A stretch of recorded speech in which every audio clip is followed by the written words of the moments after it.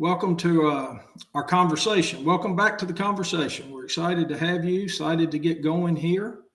As always, I want you to chat it up. Let me know who's out there. And we'll get going here in a minute, but I want to give it a couple of seconds for everybody to get on and get ready to go. So start sending me some notes. I tell you what, let's do. Let's reflect a little bit. We talked about what it means to lead last week. And again, I'm Bill Barker, for those that may be joining for the first time. And welcome to the conversation. And we are doing this as part of our FPA process, Florida Press Association series on leadership to help build leaders and help strengthen our communities through great leadership. So I'm ready to get going. Hello there, Robin Langton. So good to see you. I miss you. And let's think about what it means, as we talked about what it means to lead last week. I would love, hey, Caroline. How you doing? I'd love to hear how you reflected on that a little bit. So throw that in there. If you were part of that conversation, or if you listened to the recording later, did it make you think a little bit? Hello there, Carrie. I heard it was a little chilly in Tallahassee. I bet it is. I kind of looking forward to being up there the 1st of February, though, and I hope you and I can see each other. But let's reflect a little bit on last week. Hey, Irma, how you doing? Lexi. We talked about what it means to lead. So did any of that resonate? Did you think a little bit more critically about how you listen and engage with people? Did you think a little bit more about how you edit and think about your day and how to really think about those things that are most important, the right things for you to do? Good morning. Good morning, Jay. Good morning, Al. How you doing? Hey, Tim. Glad you're here. Let's think about that a minute. Did you think about how to apply what you're learning, and did you act more? Did you make decisions? Were you decisive? Were you intentional in things that you did? Hey, Kat. And did it result in something? Were you able to go to your stakeholders and say, we accomplished something this week, and something you can celebrate with your team and really be joyful about the collective work that you're doing? Hey, Bill, how you doing? Dave, so glad to have you this morning. Emily, oh yeah, love the 5 whys. Me too. It changed my life when I started leveraging that skill, that practice. We're going to get into some more fun practices today that I spent a lot of time with. Getting through my years of leadership, and when I had the opportunity to get exposed to this, it really brought it all home for me. And so today we're going to talk about really developing a framework around the fundamentals to guide your leadership practices as useful tools to keep you concentrated on the important things. Hey, Jake, good seeing you this morning. It encapsulates your guiding principles. It helps you articulate those principles to others, which is so important. As a leader, I would highly encourage you to have a nomenclature and a framework like we're going to talk about, so you can say one thing. How are we doing with inspiring our vision? Everybody knows what you're talking about. You don't have to explain it. That's what that's really getting at. And it serves as a ready reminder of what you should be putting into practice daily. And I'm going to share 5 principles that I learned while I was in a senior leadership role with Scripps. Any of my old Scripps friends out there that had any time there, you've been through this program, this will be a refresher for you. But I can tell you, if you do these 5 leadership practices and do them consistently and do them well, I will tell you, you cannot fail. It's not only you will succeed, I don't believe you can fail. The question is, can you really do all 5 and do them consistently? The book that I was referenced in this, I went to a camp in Kentucky called Camp Joy, and their curriculum was built around the leadership challenge, how to make extraordinary things happen in organizations. And Jody's going to post more information about that. It's been out for a while, but there's a lot of really good context in here around how to think about leadership and how to frame your leadership style. Keep hitting that chat. I'm looking at it. I want to see your takeaways and the things that you've been reflecting on. So I actually had the opportunity, timing is everything, right? So a good colleague and friend of mine, Brian Lawler, who is the president of local broadcasting for Scripps, happened to be on a personal trip in Naples this weekend. We got to spend a little time together. I told him I was going to be doing this program and talking about this topic. And 15 years later, he's still, as the president of that organization, still using these leadership principles, practices, and still sending people to Camp Joy. And he is a big supporter, big believer in it. And we talked about what each one means and how he applies them today and what he's learned across that journey. And I shared some of that. So I'm excited to share this with you today. The 5 principles, practices really come down to inspire a shared vision. We're going to talk about that a lot today. Model the way. And that's the other topic. We're going to have those 2 today. Then we're going to go into the other 3 in the next 2 sessions. Encourage the heart will be next week, along with challenge the process. And I'll give you a little tip. That's the one that tends to be very difficult, particularly as you get larger, and ultimately enable the organization. So let's jump into it. Today, as we think about inspiring a vision, I had the great fortune of being one of the founders of Journal Media Group that we sold to Gannett in 2016. And that was the result of a spin where we separated our broadcast assets from our newspaper assets. EW Scripps kept the broadcast assets, and we created a company in combination with Journal Register Company called Journal Media Group. Very similar to what became Tegna and Gannett and on through those series. That was very popular back in the early 2000s. So in doing that, we engaged Simon Sinek. And I know everybody's heard of Simon Sinek, but one of the things as you think about how to inspire, I would recommend you go and review again. I'm sure most of you have watched it. And if you had, say, yes, you have, and you like it or don't like it. But anyway, it's a TED Talk on Start With Why by Simon Sinek, How Great Leaders Inspire. We actually referenced his body of work there to help us think about our vision for that company. And we came to the conclusion that we really were all about strengthening the communities we served and helping businesses grow. And anybody that's been around me any period of time has heard that over and over and over again. But I still believe if you happen to be with us today and you're in that media space, you think critically about that every day, and you'll be on a path to a good start. So, we all know it's being mentally and emotionally stirred to do something is what inspiration is. So I would ask, are you inspiring? Do you get up every day and are you excited to go take on the world? I used to, I always laugh. I go and see some clients and like, oh, Bill, man, how you doing? Like, they felt sorry for me. I'm like, man, I'm doing great. We're getting to participate in a transformation. How exciting is that? It's not the challenge that the business is in today. It's the opportunity that it presents itself to think critically and be able to read and measure the marketplace and lead the transformation, to come out the other side of the transformation in a leadership role. And that's the way we all have to think and encourage each other. If you don't have one, I would encourage you to have a personal advisory board. One of my colleagues used to always refer to it when we would talk about these things as having your own personal board of directors. But when you think about, business and you think about life, leadership is really twofold. You're going to hear from Andy Robinson in upcoming weeks, and he's going to talk about the balance as a leader between improving your own personal life. As a coach, he works on his clients' personal life, making their personal life better, because in doing so, they're going to become a better leader.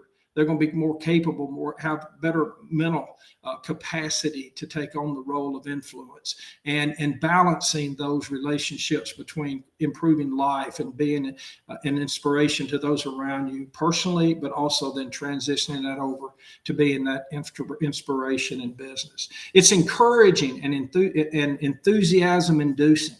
I love that, right? Inspiration is motivating and moving. It's insightful and influential. I think that at the end of the day is what we're all trying to do, right? We want to demonstrate that our experiences provide insight. In doing that, we can be influential to continue to learn and be that life learner. So inspire what you desire. We talked about that last week. We talked about inspect what you expect, but I'm going to tell you under the context of what we're talking about, inspire what you desire. What types of people inspire you? So let's chat that up. What types of people inspire you? That's right, John. John, welcome. I'm glad you're here. Yeah, John said, if you can't lead in your life, you can't lead others, and that is spot on. So what kind of people inspire you? People who are equally passionate or compassionate? Does that inspire you? Who demonstrates commitment and caring? Is that inspiring to you? Let's share some. Well, what kind of people inspire you? What do you respond to? Shut that up. I'd like to see kind of what are the things you respond to. Leaders know how to motivate others and move them to action. I got one of my favorite quotes. Jody Bell said it's one of her favorite quotes, but think about this. John Quincy Adams said, if your action inspire others to dream more, learn more, do more, and become more, then you are a leader. Think about that. Do you and your actions inspire others to dream? What can be? Provide hope. Do they want to learn? Do they lean in and want to know more? Do they do more as a result? Are they motivated? Are they inspired?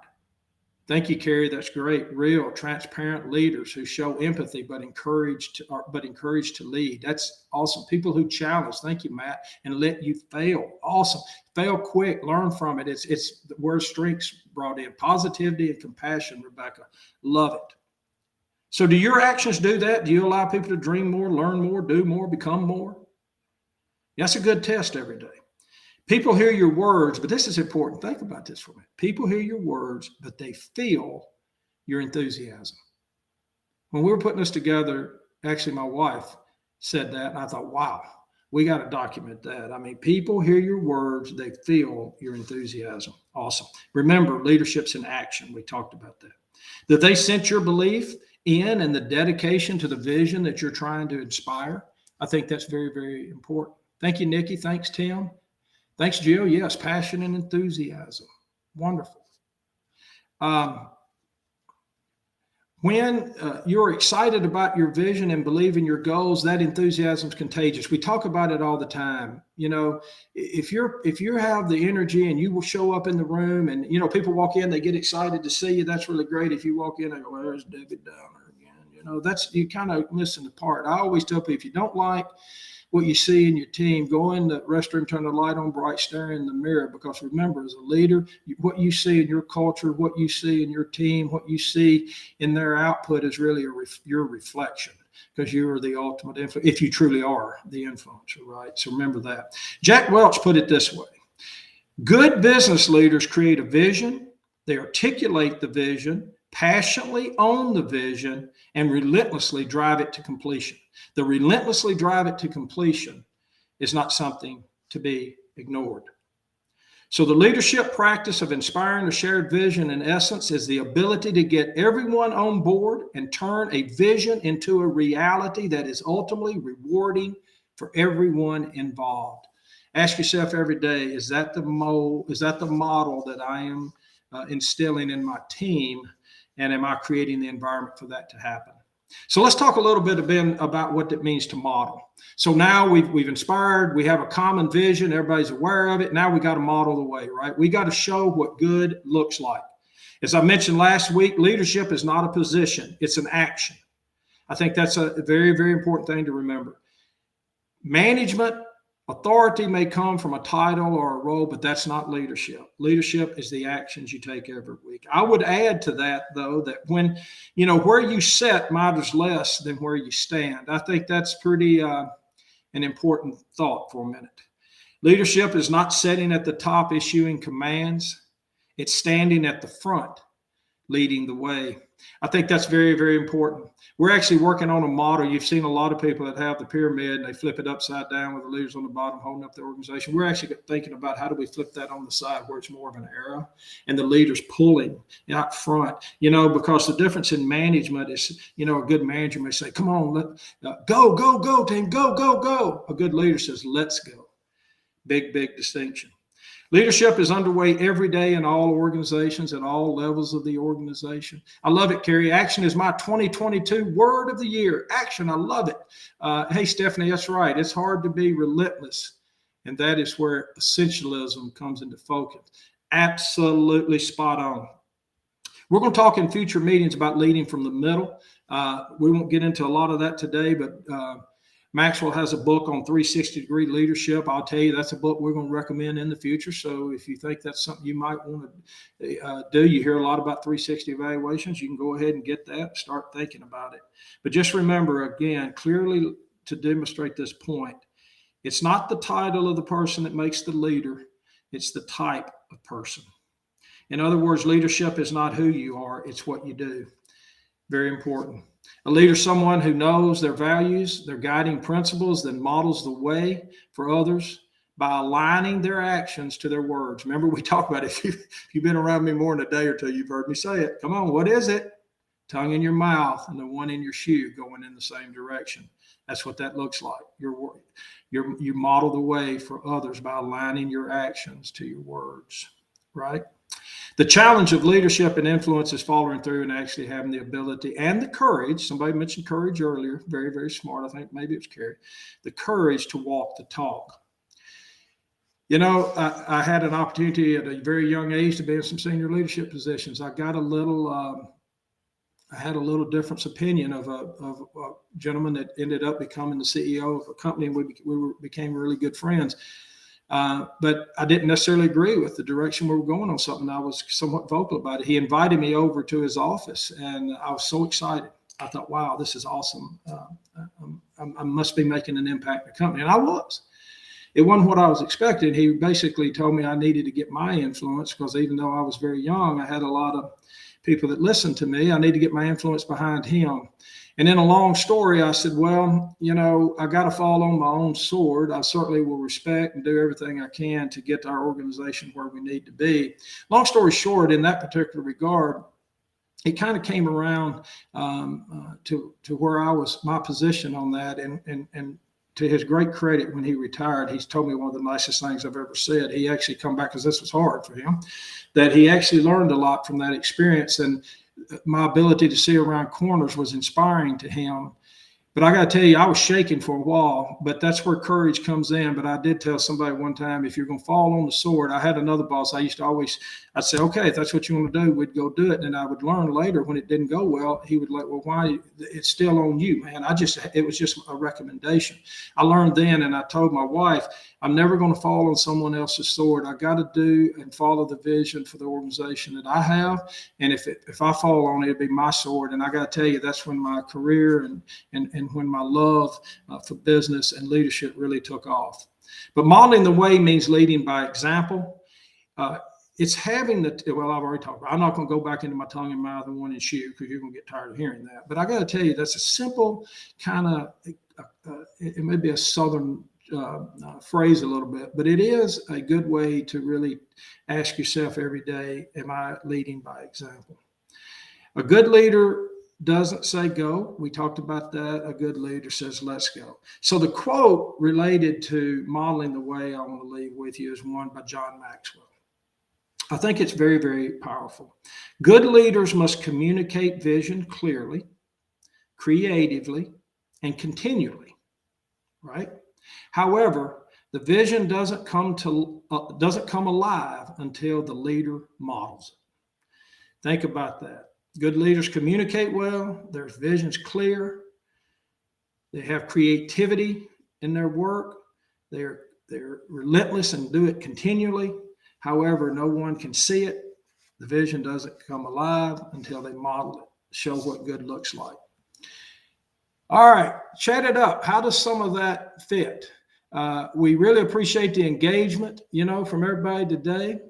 And Carrie Throat, I am so excited that I'm going to, some of your comments, just seeing you here every week and our long history together. Carrie goes all the way back to my Tampa Tribune days. You are the winner of this week's John Maxwell Daily Reader. Jim or Jody will get that to you, and congratulations and thanks for your engagement, participation.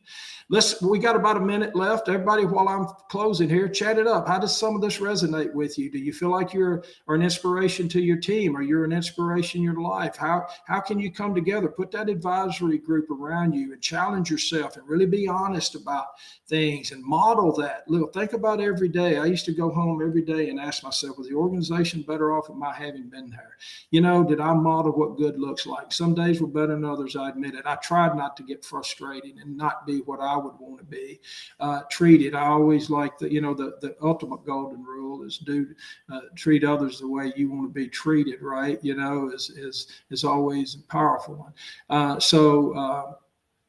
Yeah, Carrie loves it. She loves to read. She says, give me all the books. All right, my takeaway for today is people don't at first follow worthy causes.